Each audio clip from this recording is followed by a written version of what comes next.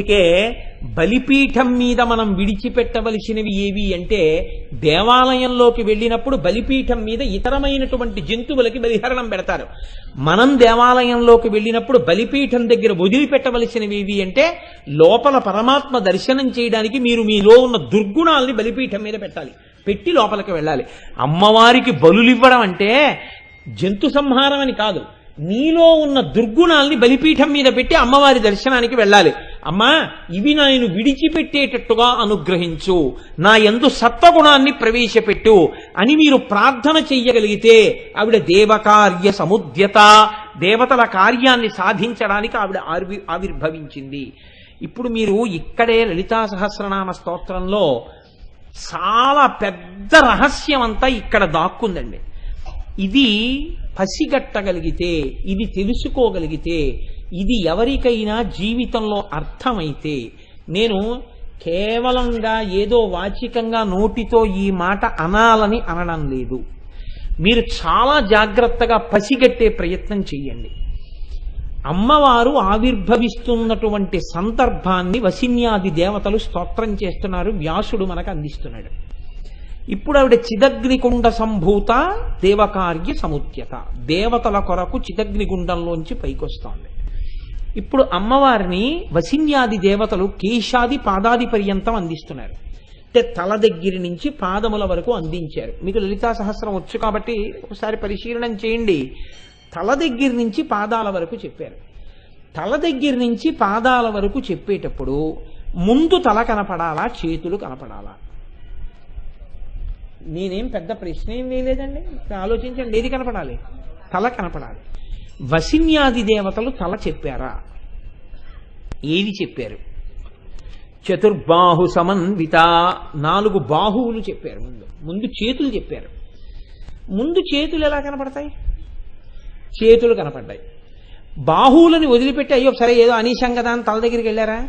రాగస్వరూప పాషాఢ్య క్రోధాకార అంకుశోజ్వల మనోరూపేక్షుకోదండ పంచతన్మాత్రశాయక. పోనీ 4 చేతులు అయిపోయాక తల చెప్పారా? నిజారుణ ప్రభాపూరమజ్జద్బ్రహ్మాండ మండల. మళ్ళీ కాంతి చెప్పారు. చెప్పాక ఇప్పుడు ఏం చెప్పారు? చంపకాశోక పున్నాగ సౌగంధిక లసత్కచ. ఇప్పుడు కబరీబంధం తల చెప్పారు. తల చెప్పడానికి ముందు, చేతులు చెప్పే ముందు కాంతి చెప్పారు. ఎలా చెప్పారు? ఉద్యద్భాను సహస్రాభ అని చెప్పారు. తర్వాత చేతులు ఆయుధాలు చెప్పారు. మళ్ళీ మజ్జద్బ్రహ్మ అండమండల, మళ్ళీ కాంతి చెప్పారు. ఇప్పుడు తల చెప్పారు. ఎందుకు అలా మార్చారు?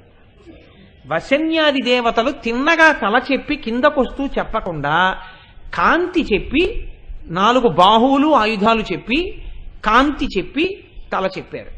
ఇలా ఎందుకు వచ్చింది లలితా సహస్రం? ఎందుకు అలా చెప్పవలసి వచ్చింది? దీని వెనకాతల ఏదైనా రహస్యం ఉందా? నేను మీకు పరమ యథార్థం చెప్తున్నాను. జీవితంలో కొన్ని కోట్ల కోట్ల కోట్ల జన్మల పాటు జీవయాత్ర జరిగిన తరువాత ఎప్పుడో ఎక్కడో ఒక్కసారి మాత్రమే జీవితంలో అందుకునేటటువంటి మహత్తరమైన రహస్యాన్ని ఎవరు యోగ్యులో వాళ్ళకి అందించడం కోసమే అమ్మవారు వసిన్యాది దేవతలతో చేయించినటువంటి ప్రక్రియ ఈ స్తోత్రంలో వచ్చినటువంటి ఈ మార్పు. ఇది ఎందుకు వచ్చిందో ఇది పసిగట్టగలిగితే ఎంత తేడా వస్తుందో మీకు చెప్తాను చూడండి. ఇది ఇవాళ అందుకునే ప్రయత్నం చేయండి. రేపు పూర్తి సమన్వయం చేస్తాను మీకు బాహువులతోటి. ఉద్యద్భాను సహస్రాభ అని కదండి, ఉదయిస్తున్నటువంటి సూర్యుల యొక్క కాంతి కలిగిన తల్లి. ఎంతమంది సూర్యులు? ఉద్యద్భాను సహస్రాభ, 1000 కిరణములనండి, అనంతమైన కిరణములు, 1000 మంది సూర్యులు, అనంతమైన సూర్యులు. ఒక్క సూర్యుడు ఉదయిస్తుంటేనే ఆకాశంలో వచ్చే కాంతి ఎలా ఉంటుంది? సూర్యోదయ సమయంలో ఉండేటటువంటి కాంతి ఎలా ఉంటుందండి? ఎర్రటి కాంతి ఉంటుంది కదండి. ఇది పెద్ద విశేషం కాదు, మీ అందరూ అనుభవించిందే. ఒక్క సూర్యుడు ఉదయిస్తేనే ఎర్రటి కాంతి వస్తే 1000 మంది సూర్యులు ఉదయించారనుకోండి, ఎంత ఎర్రటి కాంతి ఉంటుంది ఆకాశంలో. ఇప్పుడు వసిన్యాది దేవతలు అంటున్నారు ఇంత ఎర్రటి కాంతి ముందు కనపడుతోంది అన్నారు. ఇందులో ఉత్ అనో మాట వేశారు ప్రారంభంలో. ఉత్ అంటే పైకెత్తడం. కొన్ని కోట్ల జన్మల తరువాత ఈ నామం వినబడి లోపల దర్శనమైతే ఆ జీవుడి యొక్క యాత్రలో ఉత్ పైకెక్కడం ప్రారంభమైంది. ఏదో తేడా వచ్చేసింది. పెద్ద రహస్యం వాడికి తెలిసిపోయింది అంతే. ఎక్కడొచ్చింది ఈ రహస్యం, ఎందుకు వచ్చింది? కేవలం అది ఉద్యద్భాను సహస్రాభాయ, ఇంకేమైనా చెప్పాలని ఉంద్యా వసిన్యాది దేవతలకి అంటే నామానికి అర్థం అంతే. పైకి గురుముఖత దాని రహస్యాన్ని తెలుసుకున్నప్పుడు జీవయాత్రలోనే కొత్త మలుపు వచ్చేస్తుంది. ఎలా వచ్చేస్తుంది అంటే మనిషి ప్రధానంగా 4 అవలక్షణముల చేత ఎప్పుడూ పతనమైపోతాడు. బాగా గుర్తుపెట్టుకోండి, ఇది మహాభారత వాక్యం. ఒకటి, యవ్వనము చేత పాడైపోతాడు. ఎందుకనంటే యవ్వనంలో ఒంటికి బలం ఉంటుంది, యవ్వనంలో పాడైపోవడానికి కావలసినంత ఓపిక ఉంటుంది. యవ్వనము, ధన సంపత్తి, అధికారము, అవివేకము, ఈ 4 చేత మనిషి పాడైపోతుంటాడు. ఈశ్వరుడిచ్చిన బుద్ధిని సక్రమంగా వినియోగించుకోలేడు. ఈ 4 మనిషి పాడవడానికి ఉపయోగించుకోవడానికి ప్రధానంగా ఏవి ఉపయోగపడతాయి? ఇంద్రియాలు, మనస్సు. వీటి వల్లే కదండి అహంకారం. ఈ ఇంద్రియాలని మనస్సుని పాడవకుండా భగవత్పరం చెయ్యడం అన్నది ఎప్పుడు మొదలు పెడతావు? సూర్యోదయంలో మొదలు పెడతావు పూజ. నిద్ర లేవడం అంటే ఎవరు లేచారు? మనసు లేచింది. మనసు లేస్తే ఇంద్రియాలు లేచాయి, ఇంద్రియాలు లేస్తే కర్మేంద్రియాలు లేచాయి, శరీరం లేచింది. ముందు ఏం చేస్తావు? పూజ చేస్తావు. పూజ సమయంలో ఎప్పుడు చేస్తావు? సూర్యోదయ పూర్వం చేస్తావు. సూర్యోదయం వేళటికి పూజలో ఉంటావు. సూర్యోదయంలో ఆకాశం ఎలా ఉంది? ఎర్రటి కాంతితో ఉంది. ఈ కాంతి ఏం చేసింది? తిక్కన గారు చోట అన్నాడు, నీరజాకరములు నిష్టయై చేసిన భవ్యత పంబు ఫలమనంగా దినసముఖాకి నందిత చక్రయుగ్మ కంబులయనురాగంపు బ్రోవనంగా హరిహర బ్రహ్మ మహానుభావంబుల కరగినగాగ గట్టి అనగా అతుల వేజత్రయ లతికాచయము పెనుబంధన్ పుట్టెడు మూలకందమనగా అఖిల జగముల కంజరయగుచు జన సమాజ కరపుట హృదయ సరోజములకు ముకుళనంబును జృంభణంబును నర్చి భానుబింబంబు పూర్వాద్రిపై వెలింగే అన్నాడు. ఒక ఋషి ఇచ్చారు ఆయన పద్యాన్ని. సూర్యోదయ సమయంలో ఏమవుతుంది అంటే నీరజాకరములు నిష్టయై చేసిన భవ్యత పంబు ఫలమనంగా, తామర మొగ్గలు తపస్సు చేస్తున్న వాళ్ళలా, నీళ్లల్లో నిలబడి తపస్సు చేస్తున్న యోగుల్లా ఇలా ముకుళించుకుని చేతులు ఇలా పెట్టి నమస్కారం చేసినట్టుగా తపస్సు చేస్తాయి. సూర్యకిరణం పడగానే తామర పువ్వులు ఇలా విచ్చుకుంటాయి. తామర మొగ్గల తపస్సుకి ఫలితమా అన్నట్టుగా సూర్యబింబం వచ్చింది. దినసముఖాకి నందిత చక్రయుగ్మ కంబులయనురాగంపు బ్రోవనంగా, చీకటి పెడితే చక్రవాక పక్షులకి కళ్ళు కనపడవు. కాబట్టి జంటలు విడిపోయి ఏడుస్తుంటాయి ప్రియుల కోసం. సూర్యోదయం అవగానే కలుసుకుని ఒకదాని పక్కన కూర్చుని సంతోషాన్ని అనుభవిస్తాయి. చక్రవాక పక్షులు చేసిన ప్రార్థన అన్నట్టుగా సూర్యబింబం ఉదయించింది. అలాగే హరిహర బ్రహ్మ మహానుభావంబులొక్కటింగాగరిగిన గట్టి అనగా, బ్రహ్మ విష్ణువు శివుడు అనబడేటటువంటి 3 తత్వాల్ని కలిపి ముద్దబోస్తే తయారైనటువంటి ఒక గుణిక అన్నట్టుగా ఉన్నాడు ఆ సూర్యబింబం. అతుల వేదత్రయలతికాచయము పెనుబంధన్ పుట్టెడు మూల కందమనగా, వేదమనేటటువంటి తీగ పైకెక్కి పాకుతుంటే దాని మూలకందం వేరు ఎక్కడుంటుందో ఆ కంద ఉన్నటువంటిదా అన్నట్టుగా ఉంది సూర్యబింబం. జన సమాజ కరపుట హృదయ సరోజములకు ముకుళనంబును జృంభణంబును నచ్చి, మనుష్యుల యొక్క మనస్సులకి జృంభణం కలుగుతుంది. లేస్తారు, ఒక్కసారి అందరూ లేస్తారు.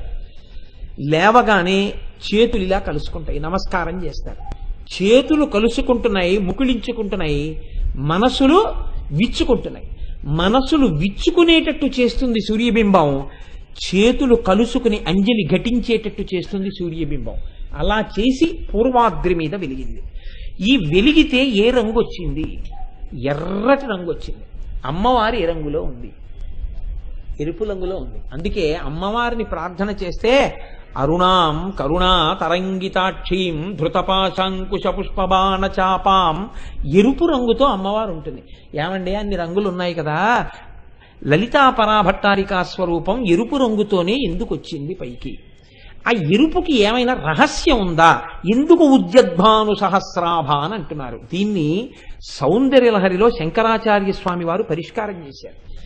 ఈ పరిష్కారం కూడా శంకరాచార్యులు వారు ఎంత గొప్ప ముడి పెట్టారో తెలుసా అండి?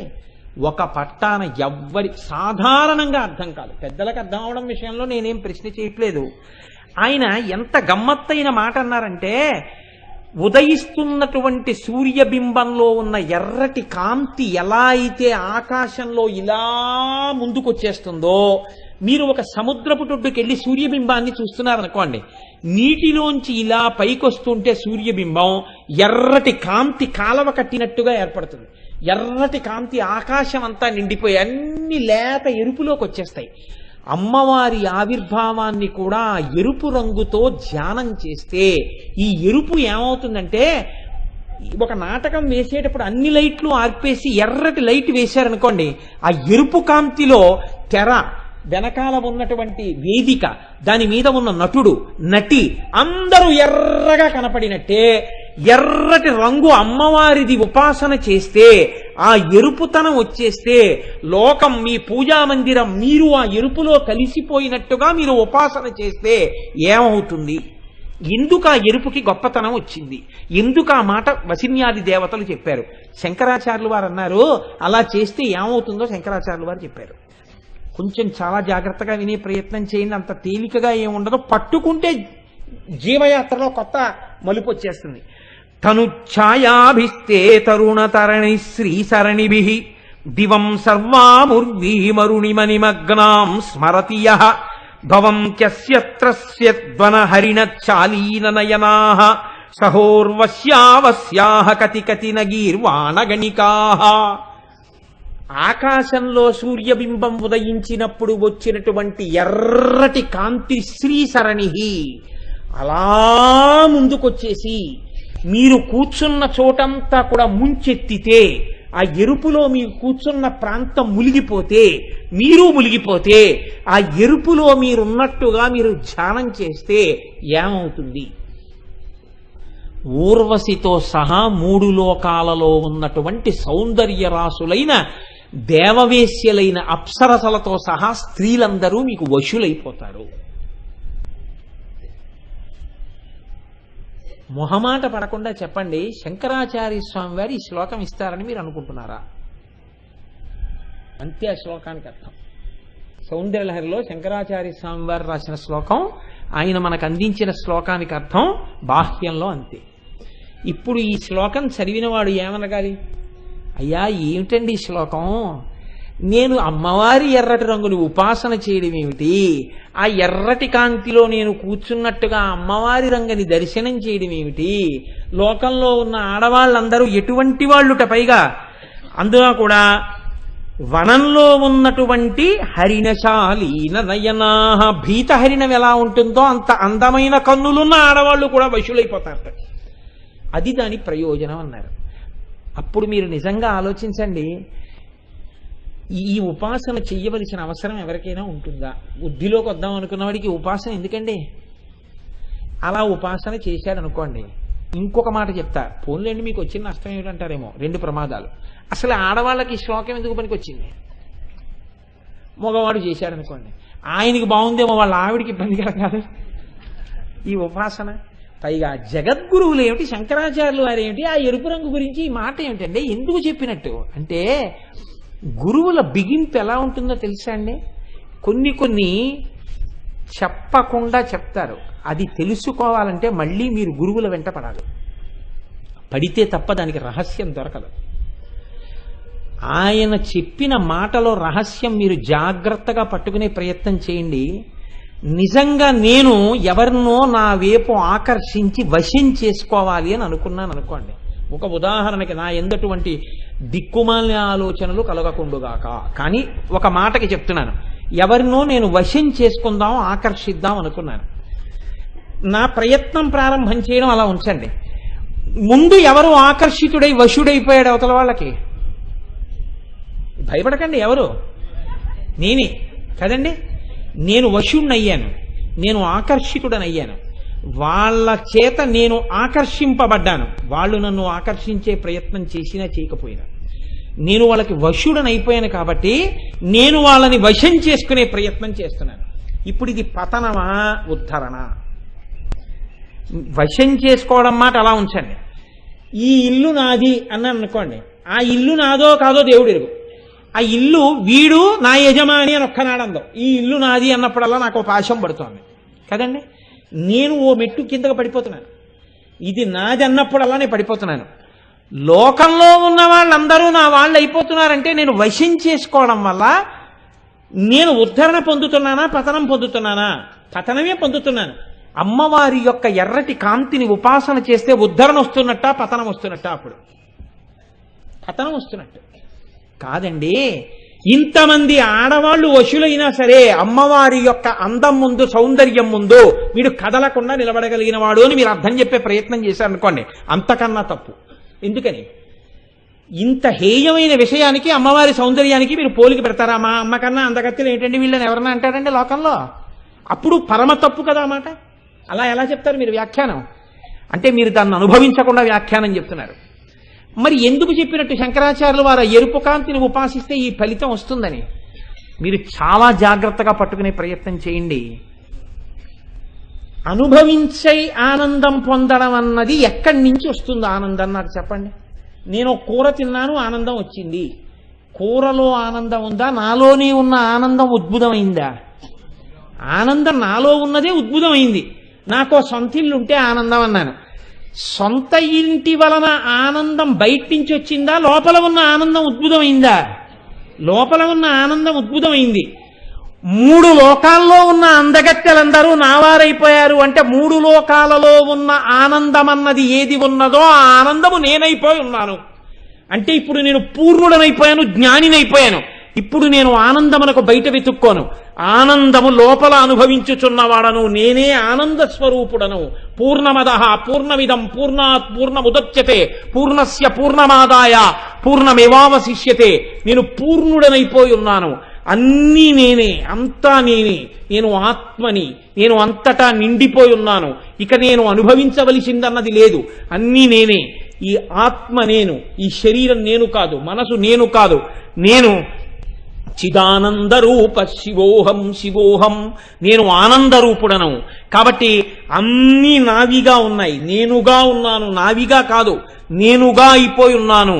ఇప్పుడు అన్నీ నేనుగా అయిపోయి ఉన్నప్పుడు ఇంకా నేను పొందవలసిందంటూ ఇంకొకటి ఉందా? లేదు. అంటే నేను పూర్ణుడనైపోయాను, నేను జ్ఞానినైపోయాను. ఈ జ్ఞాని కావడానికి కావలసిన అనుగ్రహం ఎక్కడి నుంచి వస్తోంది? అనుగ్రహమే ఆ ఎరుపు. ఈ అనుగ్రహ దర్శనమే అమ్మవారి అనుగ్రహపు ఎర్రటి కాంతులను సూర్యమండలమునందు దర్శనము చేసి ఇక్కడ ఉపాసన చేయుట. ఈ అనుగ్రహము ప్రసరిస్తే అమ్మవారిది క్రియాశక్తిగా ఉంటుంది. క్రియాశక్తి ఎరుపుగా ఉంటుంది ఎప్పుడు. అందుకే మీరు చూడండి, మీరు బాగా దీన్ని పట్టుకునే ప్రయత్నం చేయండి. లోకంలో రంగులు ఎన్ని అని అడిగారు అనుకోండి, మనం చిన్నప్పుడు నేర్చుకుంటాం విబ్జిఆర్ అని. విబ్జిఆర్ అంటే విఐబి ఏదో స్పెల్లింగ్ చెప్తాం. Violet, indigo, blue, green, yellow, orange, red. 7 రంగులు కదండి. 7 రంగులు చెప్తాం.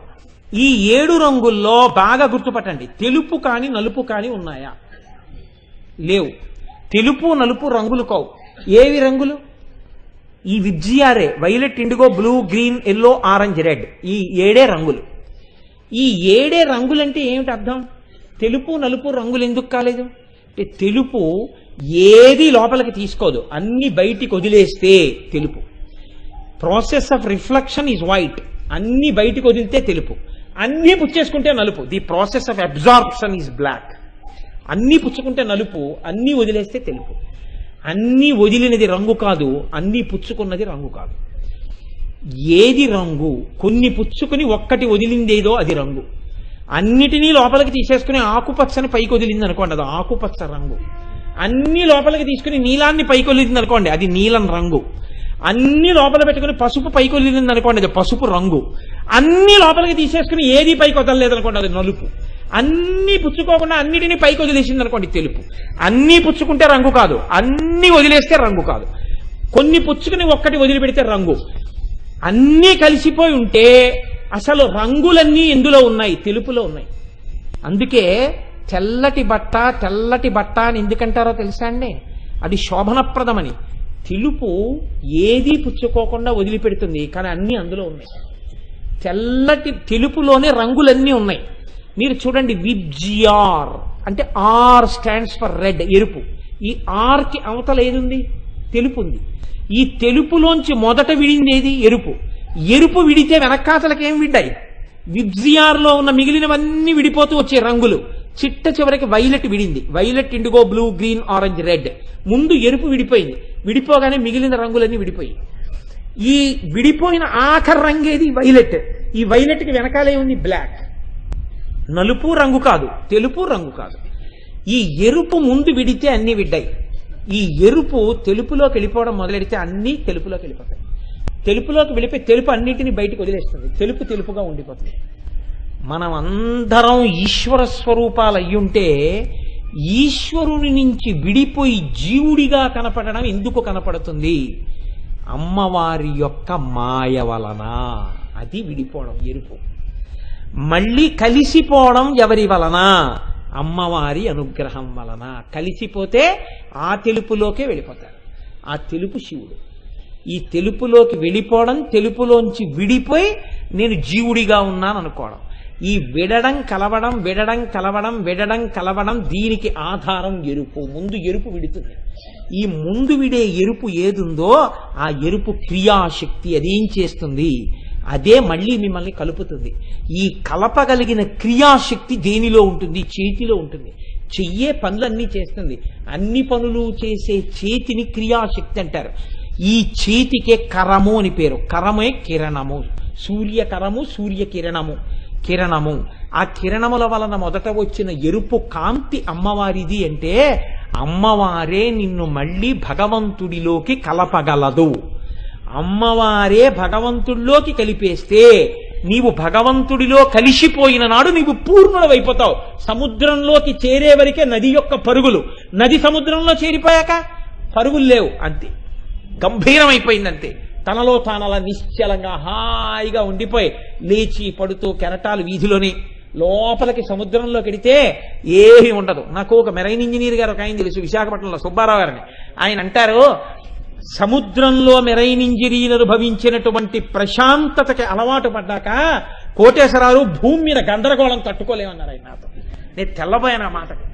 అయ్యా అదేమిటన్నా? నిజం. ఈ కెరటాలు సముద్రపు ఒడ్డునే కోటేశ్వరరావు. ఓడలో సముద్ర మధ్యలోకి వెళ్ళిపోయిన తర్వాత మీరు ఓడ బయటికి వచ్చి నిలబడి చూస్తుంటే ఎటు చూసినా నీరే. అలాగని కదలిక లేకుండా ఉండదు. చైతన్యంతో అలా అలా అలా కదులుతున్నటువంటి సముద్రం మధ్యలో నిలబడితే ఎంత నిశ్శబ్దం! ఆ సముద్ర చైతన్య గాంభీర్య ఘోష తప్ప ఇంకొక్కటి ఉండదు. ఒడ్డుకి రాగానే కుక్కరుపులు, పిల్లరుపులు అన్నీ ప్రారంభం. మా పణిబాబు గారు మెరైన్ ఇంజనీర్ చేశారు. ఈ అరుపుల ముందు ఆ ప్రశాంతత ఎంత సంతోషంగా ఉంటుందో, ఆ ప్రశాంతతకు అలవాటు పడిపోయిన వాడు బహుశా ఊరిలో ఉండలేడు. మెరైన్ ఇంజనీర్లలో ఆధ్యాత్మిక కోణం ఉన్న వాళ్ళు ఊరు బయట అందుకే ఉంటుంటారు.